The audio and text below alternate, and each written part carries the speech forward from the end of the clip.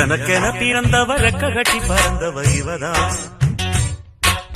அழுக்கில குறுக்குல இவளுக்கு இணை சொல்ல எவதான். ஊரையெல்லாம் இவதானே கூவி அழைச்சா. ஆசமாம இவன் தான் பாட்டு படிச்சா. எம்மாடியோ உனக்கென பிறந்தவர் ரெக்க கட்டி பறந்தவ இவதான்.